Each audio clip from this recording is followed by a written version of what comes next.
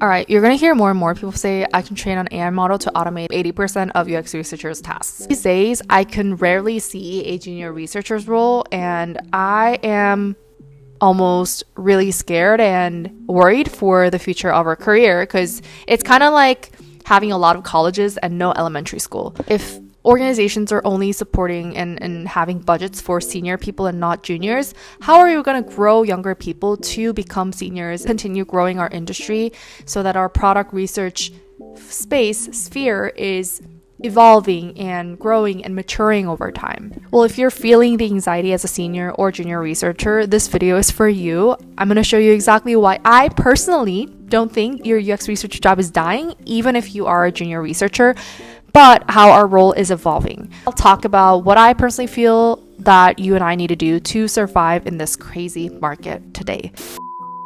All right, before we get into why I still think that UX research has a future, I did want to preface by saying I'm not suggesting that you quit your day job right now and shift over to UX research immediately. This is really not a good time to pivot a career or start a career, and I fully acknowledge that it's a really, really tough time for juniors. But I did also want to provide my personal take on the future of this career, knowing there's so much noise out there and a lot of negativity. I resonate strongly with the negativity, and I feel it too. I feel a little bit different from other people on LinkedIn. So just a heads up, this is just my personal take. Well, listen, when I first got into UX research as a junior, a large chunk of my day-to-day tasks did involve doing a lot of the things that AI currently is taken care of, like drafting and refining research plans, running studies, synthesizing them, putting them into presentation format, refining them, and repeating them. You've all used ChatGPT, Gemini, and you probably know they know how to do all those. And I spent 2 to 3 weeks on a simple usability test doing a lot of the manual drafting, refining, conducting, and analyzing. Hence, today they say most of the junior UX research role is going to be replaced by AI, and that we're already witnessing it with a deep cut of employment opportunities for fresh grads and juniors with less than 3 years of experience. But here's my take though. I don't think UX research career is dying. It is repositioning and correcting. Well, we've seen a lot of tech layoffs, mass tech layoffs happening, the rise of AI automation. And we've also seen that a lot of UX research tools also have been evolving to include a heck ton of AI features as well. And even though I have a ton of thoughts and opinions about what AI should and should not do, based on what the news is talking, what the field is talking, if you're a junior researcher, you have to demonstrate AI fluency to secure a role. It's no longer enough to just know how to run a usability test. You need to prove that you're using AI as your personal assistant or intern to handle all the grunt work. In your portfolio and case studies, maybe it's about explicitly showcasing how you use AI tools to speed up the process, and that you're, working with AI to bring value to the project decision-making process. Again, I'm not suggesting that AI will or that AI has a capability to replace us, but if 90% of the industry is believing in that, at least be on top of it is what I'm suggesting. For example, I use Tool X to automate 80% of my transcripting process, freeing up 10 hours for strategic synthesis. And by offloading menial tasks to AI, you could say that you gain time to focus on high-level human-centric activities that AI cannot touch and should not touch. I personally have my 2 cents on why I don't think we should rely on AI for things that require human thinking and creativity. And with that, I personally don't rely on AI for generating a research plan or synthesis or reporting. More about what I think AI should do and should not do in another video. So with that, the UX research job is shifting from more manually collecting data to more strategically interpreting the process data and translating insights into business values.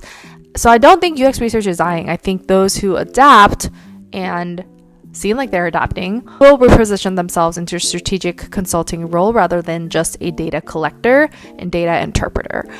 I like to consider myself a product consultant or product strategist at times, somebody who derives product decisions with user-driven data. Previously, if we say we conducted, now we consult and guide product teams more proactively.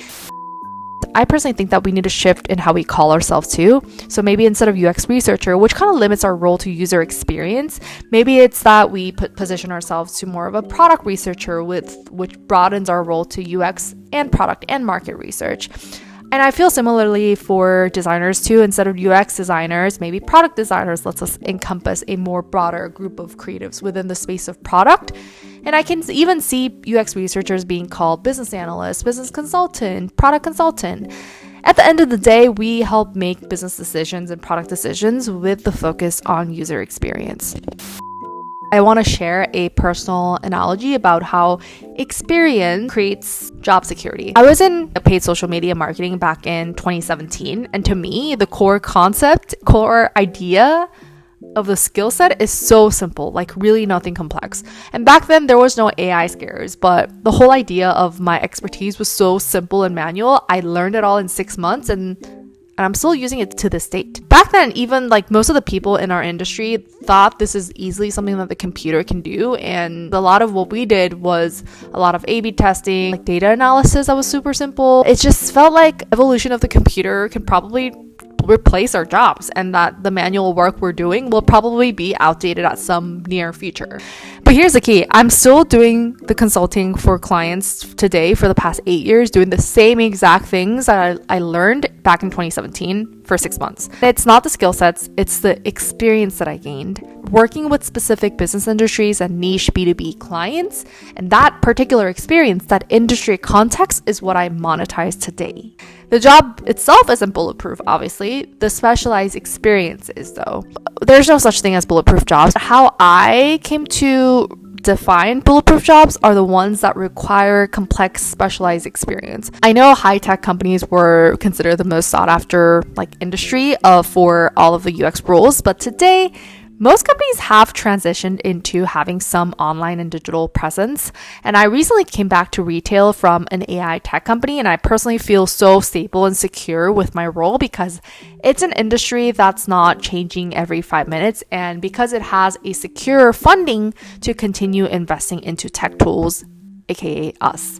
Well, obviously no industry is bulletproof, but some industries do have more financial stability than others, and I feel really bad that sometimes a lot of UX researchers and designers and engineers feel limited to finding roles in high tech and struggle finding a job when there are other specialized industries that have a lot of funding to keep investing into digital product.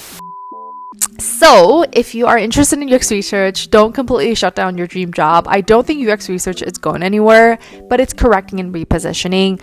Again, it's a tough time for new grads and those who are pivoting from another career. And right now, our industry is correcting and repositioning, but it does have a future for you and me. Well, thanks for watching, and I hope you have a really good rest of your day, and see you in the next video. Bye!